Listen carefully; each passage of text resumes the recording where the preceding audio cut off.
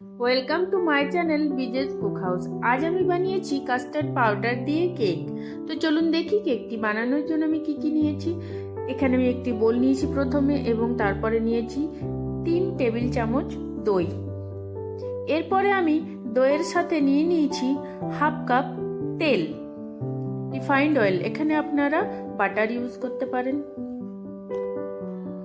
এরপর আমি তেল ও দই এভাবে ভালোভাবে মিশিয়ে নেব। তেল ও দই ভালোভাবে মিশিয়ে নেওয়ার পরে এখানে আমি নিয়েছিলাম হাফ কাপ মতো চিনি। আমি একটু চিনি কমই খাই, তাই একটু কমই চিনি দিয়েছিলাম। হ্যাঁ, এখানে আপনারা চিনিটি ব্লেন্ডারে ব্লেন্ড করে নেবেন, যাতে চিনি ভালোভাবে মিশে যায়। এভাবে চিনি ভালোভাবে মিশিয়ে নেওয়ার পরে আমি এখানে নিয়ে নেব 2 কাপ পরিমাণে ময়দা।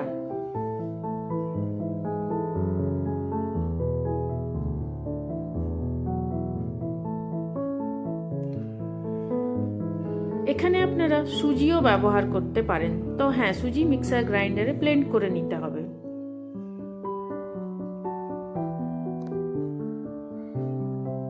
এখানে আমি ময়দা নিয়ে নেওয়ার পরে 1 কাপ দুধ নিয়ে নেব, এবং প্রয়োজন মতো পরে আরও আমি 1 কাপ দুধ নিয়ে নিয়েছি।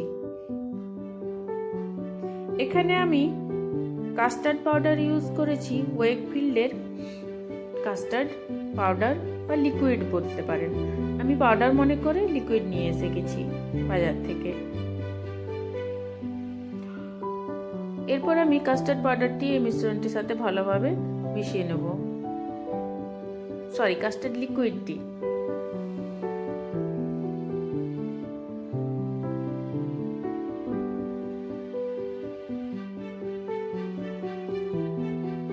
এরপর আমি এখানে নিয়ে নিয়েছি 1 চামচ বেকিং পাউডার, এবং হাফ চামচের থেকে একটু বেশি বেকিং সোডা। বেকিং পাউডার এবং বেকিং সোডা ভালোভাবে মিশ্রণটির সাথে আমি মিশিয়ে নেব। এরপরে আমি নিয়ে নিয়েছি এখানে কিছু ড্রাই ফ্রুটস, কিশমিশ, কাজু এবং আলমন্ড। এই ড্রাই ফ্রুটসগুলো আমি ভালোভাবে কেটে নিয়েছিলাম।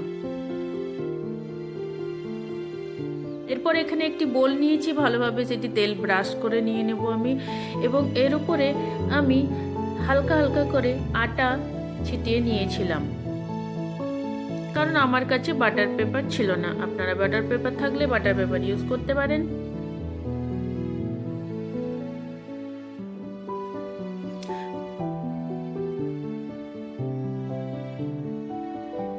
ড্রাই ফ্রুটসগুলো আবার ভালোভাবে মিশিয়ে নেব।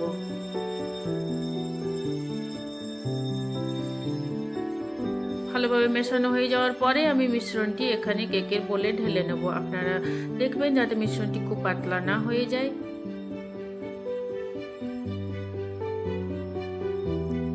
এরপর কিছু বাবল হয়েছিল, সেগুলো সরানোর জন্য এভাবে হালকা করে ঠুক দিয়ে দেবো।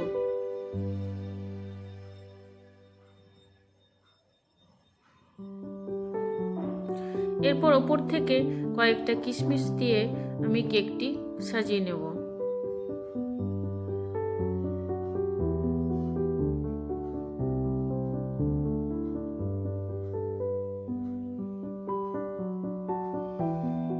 এরপরে আমি প্রিহিট করে রাখা, মোটামুটি 10 মিনিট প্রিহিট করে রাখা একটি বড় পাত্রে আমি এভাবে কেকের বোলটি বসিয়ে দেবো।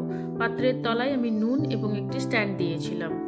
এরপর আমি ওপর থেকে একটি থালা চাপা দিয়ে দেবো, এবং গ্যাসের ফ্লেমটি লো রেখে 40 থেকে 45 মিনিট এভাবে কেকটি তৈরি হতে দেবো।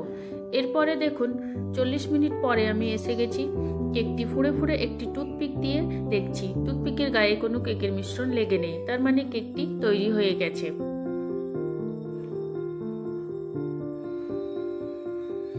কেকটি তৈরি হয়ে যাওয়ার পরে আমি 30 মিনিট ঠান্ডা হতে রেখে দেওয়ার পরে এভাবে একটি ছুরি নিয়ে সাইডগুলো বার করে নেব। এরপরে কেকটি আমি অন্য একটি পাত্রে ঢেলে নেব।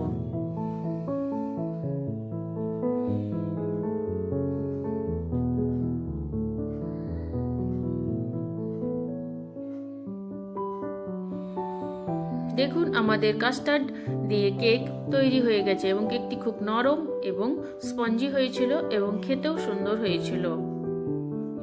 তো এভাবে আপনারা বাড়িতে কাস্টার্ড পাউডার বা লিকুইড দিয়ে কেক বানিয়ে দেখবেন, কেকটি খেতে খুবই সুন্দর হবে। এখানে আপনারা টুটি ফুটি দিয়েও কেকটি সাজিয়ে নিতে পারেন। তো আমার এই কেকটি ভালো লাগলে একটি লাইক, একটি কমেন্ট এবং সাবস্ক্রাইব করে দেবেন এবং নিত্য নতুন রেসিপি দেখার জন্য আমার এই চ্যানেলটি সাবস্ক্রাইব করবেন এবং পাশের বেল আইকনটি প্রেস করে দেবেন। ধন্যবাদ।